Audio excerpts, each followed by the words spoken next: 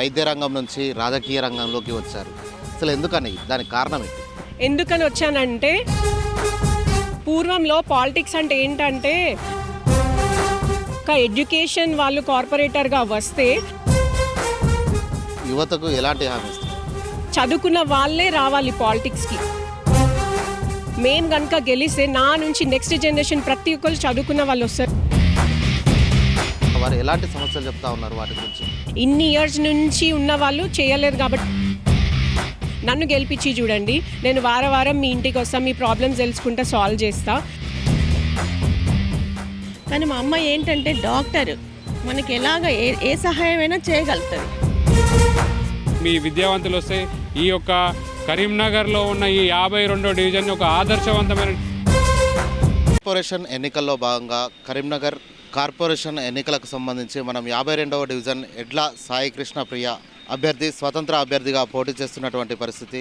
ఉదయం నుంచి సాయంత్రం వరకైతే హడావిడిగా ప్రచారం నడుస్తున్నటువంటి సందర్భంగా వాళ్ళు ఇల్లు తిరుగుతూ ప్రచారం చేస్తున్నటువంటి సందర్భం. వారిని అడిగి తెలుసుకుందాం, అసలు ఇంటింటికి వెళ్తున్న సందర్భంగా ఎలాంటి సమస్యలు చెప్తా ఉన్నారు ప్రజలని తెలుసుకునే ప్రయత్నం చేద్దాం. మేడం చెప్పండి, మీరు ఇంటింటికి వెళ్తున్నటువంటి పరిస్థితి, ప్రజలు ఎలాంటి సమస్యలు మీ దృష్టికి తీసుకొస్తా ఉన్నారు?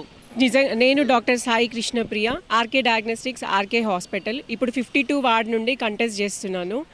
ఏసీ గుర్తు, సీరియల్ నెంబర్ 7. ఇప్పుడు మాకు 52 వార్డులో ఇంక్లూడ్ అయినవి Christian colony, సవరన్ street, Prashanth Nagar, Indiranagar.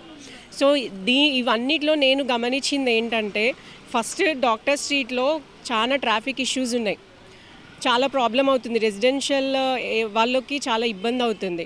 And సవరన్ street వరకు, సాయినగర్ వరకు వెళ్తే ఏమవుతుందంటే చాలా చెత్త, లైక్ డ్రైనేజ్ ఇష్యూస్, ఎక్కడ పడితే అక్కడ డ్రైనేజ్ ఉన్నాయి, వాటిపైన స్లాబ్స్ లేవు. అండ్ రెసిడెన్షియల్ ఒకరి ఇంటి ముందైతే పెద్ద ఓపెన్ ల్యాండ్ ఉంది, కృష్ణుడి గుడి పక్కన ఖాళీ ల్యాండ్ ఉంది, ల్యాండ్ దగ్గర మొత్తం చెత్త. అసలు అది గుడి అని మనం ఎన్ని పూజలు చేస్తామో, గుడి పక్కనే కృష్ణుడి పక్కన చెత్త ఎట్లా వేస్తుండో నాకైతే అర్థమవుతలేదు. ఆ పబ్లిక్ దాని ఎదురుగా ఉన్న ఇల్లు వాళ్ళు చాలా ఫీల్ అవుతున్నారు. వాళ్ళు ఒక 15 ఇయర్స్ నుంచి అడుగుతున్నారంట, కానీ ఎటువంటి రెస్పాన్స్ లేదని చెప్తున్నారు. వాళ్ళు లెటర్స్ రాసి, కంప్లైంట్స్ రాసి ఏది చేసినా కూడా వాళ్ళకి అసలు యూజే లేదు. లాస్ట్కి నేను క్యాన్వాసింగ్ వెళ్ళినప్పుడు వాళ్ళు నన్ను ఒకటే అడిగినారు, మేడం మాకు మాత్రం ఈ చెత్త అనేది ఉండొద్దు, ఇప్పటికి 15 ఇయర్స్ నుంచి మేము సఫర్ అవుతున్నాము, పక్కన దేవుడు ఉన్నాడు, దేవుని పక్కనే పెద్ద చెత్త కుప్ప ఉంది, అది తీయమని ఎంత చెప్పినా కూడా వినట్లేదు. ఆవులు అన్నీ వచ్చి అక్కడ చెత్తను తింటున్నాయి, ఈగలు వాళ్తున్నాయి, వాటితో మా పిల్లలకి రోగాలు వస్తున్నాయి అని కంప్లైంట్స్ చేస్తున్నారు. ఇంకా సవరన్ స్ట్రీట్ అసలు కరీంనగర్లోనే ఉన్నామా అని అనిపిస్తుంది. మనమున్న ఏరియా ఎట్లా ఉందో సవరన్ స్ట్రీట్ లోపలికి వెళ్తే అసలు అది కరీంనగరేనా అన్నట్టుంది. అసలు మొత్తం చిన్న చిన్న డోర్స్, పక్కనే డ్రైనేజెస్, వాటిని పట్టించుకునే నాదుడే లేదు. అసలు రోడ్సే లేవు. ఏమనంటే రోడ్స్ డెవలప్ చేసినాం అంటారు. ఇది ఒకటే నా రోడ్ అంటే? సవరన్ స్ట్రీట్ లోపలికి వెళ్ళి చూడండి ఎట్లున్నాయో. అక్కడ ఒకవేళ ప్రెగ్నెంట్ ఫీమేల్స్ బైక్స్ పైన వెళ్తే వాళ్ళకి ఎట్లుంటుందండి, ఎంత ఇబ్బంది ఉంటుంది. అసలు రోడ్స్ బాగాలేవు, డ్రైనేజ్ ఇష్యూస్ ఉన్నాయి. వాటర్ ప్రాబ్లం ఎట్లుందమ్మా అని అడిగితే ఒక ముస్లిం ఫీమేల్ అన్నది, నాకు వాటర్ మా ఇంట్లో వాటర్ లేవు, సుస్సు కంటే సన్నగా వస్తుంది వాటర్ అని కంప్లైంట్ చేసింది. చాలా అంటే చాలా ప్రాబ్లమ్స్ ఉన్నాయి. అవన్నీ మనకి ఎవరికి తెలియదు, ఎందుకంటే మనం అక్కడి వరకు వెళ్ళి చూడలే కాబట్టి. నేను డోర్ టు డోర్ క్యాంపెయినింగ్ చేసిన, ప్రతి ఒక్కరి దగ్గరికి వెళ్ళినా వాళ్ళ ప్రాబ్లమ్స్ చూసిన. నేను లోపల సవరన్ స్ట్రీట్ ఎండ్ వరకు ఎవరన్నా వెళ్ళి చూడండి.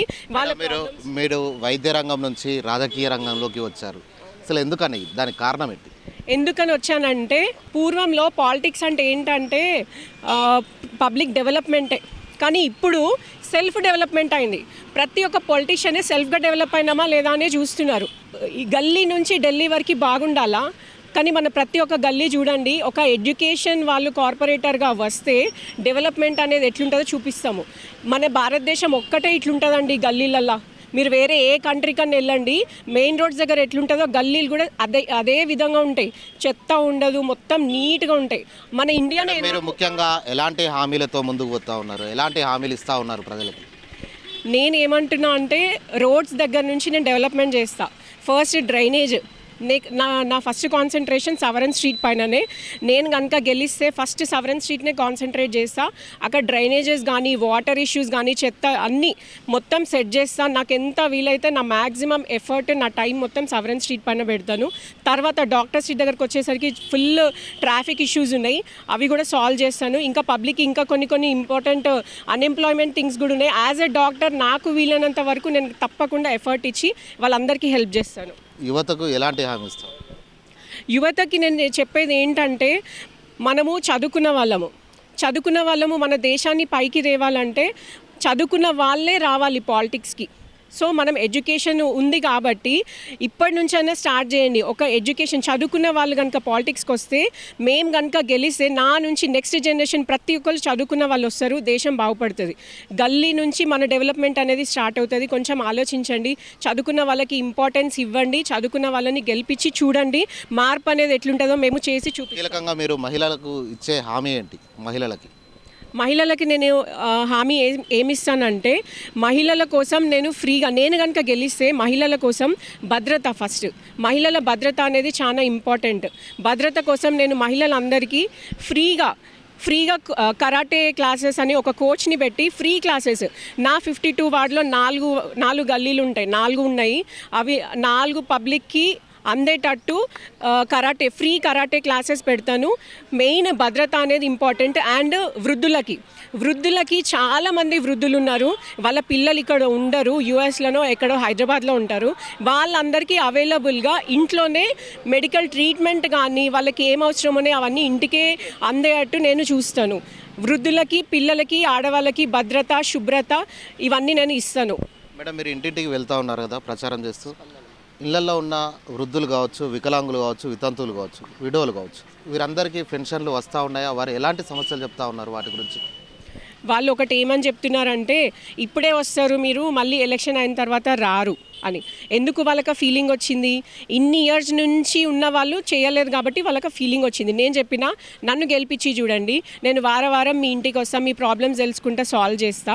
నాకు ఒక హాస్పిటల్ ఉంది, నాకు వెనుక ఒక శక్తి ఉంది, ఒక బ్యాక్గ్రౌండ్ ఉంది. నేను హెల్త్ పరంగా కానీ మీకు ఏ సమస్యలు ఉన్నా నేను చూసుకున్నా. మీ పెన్షన్ ఇష్యూస్ కానీ ఏవైనా కూడా నేను సాల్వ్ చేస్తా అని చెప్తున్నాను. చివరగా మీరు ప్రజలకు, మీ డివిజన్ ప్రజలకు ఏం చెప్పదలుచుకున్నారు? 52 డివిజన్ ప్రజలందరికీ నా రిక్వెస్ట్ ఏంటంటే, దయచేసి ఈ ఒక్కసారికి నాకు ఒక అవకాశం ఇచ్చి చూడండి. తప్పకుండా నేనేంటో ప్రూవ్ చేసి చూపిస్తా. మాటలు కాదు, నేను నా చేతులతోని ప్రూవ్ చేస్తాను. దయచేసి ఒక్క అవకాశం ఇచ్చి చూడండి. ఎడ్యుకేషన్ ఉన్న వాళ్ళ చేతిలో ఒక డివిజన్ పెడితే ఎట్లుంటుందో ఆ మార్పు అనేది నేను చేసి చూపిస్తాను. దయచేసి మీ అందరికీ చెప్తున్నా, ఓటేయండి. ఏసీ గుర్తుకే మన ఓటు, సీరియల్ నెంబర్ 7. మేడం చెప్పండి, మీరు ఇల్లు తిరిగి ప్రచారం చేస్తున్నటువంటి సందర్భం? చేస్తున్నాము, అందరూ బాగానే చెప్తున్నారు, వేస్తామని అంటున్నారు, కానీ తెలియదు మన సంగతి, వాళ్ళు ఎట్లా వేస్తారో ఏంటో అనేది. కానీ మా అమ్మ ఏంటంటే డాక్టర్, మనకి ఏ సహాయమైనా చేయగలుగుతుంది. అది గుర్తుపెట్టుకొని ఏసీ గుర్తుకు మాత్రం కంపల్సరీ వేయాలని అందరికీ హృదయపూర్వకంగా నమస్కారం చేస్తున్నాను. 52 డివిజన్ ప్రజలకి ఇంకొక డౌట్ కూడా ఉంది. ఈమె డాక్టర్ కదా, మరి ఈమెకి ఓటేసి గెలిపిస్తే మళ్ళీ మన దగ్గరకు వచ్చేంత టైం ఉంటుందా, మనము రీచ్ అవ్వగలుగుతామా? మామూలుగా డాక్టర్ దగ్గరికి ఓపీకి వెళ్తేనే గంటలు బయట కూర్చోవాలి, అట్లాంటిది మరి మన వార్డు సమస్యలు ఏమైనా ఉన్నప్పుడు వెంటనే రెస్పాండ్ అవుతుందా లేదా అనే డౌట్స్ కూడా ఉన్నాయి. నేను తప్పకుండా రెస్పాండ్ అవుతాను. నేను గెలిస్తే మనకంటూ ఒక టీమ్ని సపరేట్గా అరేంజ్ చేస్తాను. 24 hours గ్రీవెన్స్ సెల్ అనేది ఒకటి పెడతాను. అందులో మీకు ఎలాంటి సమస్య వచ్చినా కూడా వెంటనే రెస్పాండ్ అవుతాము. సో నా మీద ఆ నమ్మకం ఉంచి నన్ను గెలిపించండి. సార్ చెప్పండి, మొత్తంగా మీరు ముమ్మరంగా ప్రచారం చేస్తున్నటువంటి పరిస్థితి, ఇంటింటికి పోయినప్పుడు వాళ్ళు ఏమని అడుగుతూ ఉన్నారు మిమ్మల్ని? డాక్టర్ ఎడ్ల సాయి కృష్ణ ప్రియ గారు ఇంటింటికి మేము ప్రచారం పోయినప్పుడు చాలా విశేష స్పందన వచ్చింది. డాక్టర్ గారు ఇంటికి వచ్చారనే దాంట్లో కూడా చాలామంది కూడా సంతోషం వ్యక్తం చేస్తూ వాళ్ళ ప్రాబ్లమ్స్ మాకు చెప్పుకుంటూ, ఇప్పుడు ఏదైతే మనం సవరన్ స్ట్రీట్ ఉందో దాంట్లో మనకి ఎక్కడ పడితే అక్కడ చెత్త ఉన్నది, వాళ్ళు కూడా ఒక కాన్సెప్ట్ తెచ్చారు. ఆ కాలనీ వాసులందరూ కూడా మేమందరం కూడా కలిసి ఒక నిర్ణయం తీసుకున్నాం. ఇప్పటి నుంచి సవరన్ స్ట్రీట్ని స్మార్ట్ సవరన్ స్ట్రీట్ చేయాలనే ఒక నిర్ణయానికి వచ్చినాము. దానికి ఒక గ్రూప్ కూడా ఫామ్ చేస్తున్నాము. మా ఈ 52 డివిజన్లో 4 వార్డులు ఉన్నాయి: Prashanth Nagar, Indiranagar, doctor street, సవరన్ street. So వీటిలో ఎక్కడ పడితే అక్కడ సమస్యలు ఉన్నాయి. మెయిన్గా ఈ పార్కింగ్ సమస్య చాలా ఎక్కువగా ఉన్నది. ఎట్ ద సేమ్ టైం కొంచెం స్ట్రీట్ వెండర్స్ కూడా ఉన్నారు, వాళ్ళకు కూడా ఇబ్బంది కలగకుండా, స్ట్రీట్ వెండర్స్ ఎవరైతే ఉన్నారో వాళ్ళకి ఇబ్బంది కలగకుండా, at the same time parking ఇబ్బంది కలగకుండా ఎక్కడికక్కడ మనం వాళ్ళతోని కాలనీ వాసులతో డిస్కస్ చేసి ఒక టీం ఫామ్ చేసి ఒక టీమ్గా ముందుకు పోదామనే హామీలో మాత్రం మాకు ఇస్తున్నారు. వాళ్ళు ఇప్పటికి కూడా చెప్తున్నారు, మేడం మీ గెలుపు గ్యారంటీ అని చెప్తున్నారు.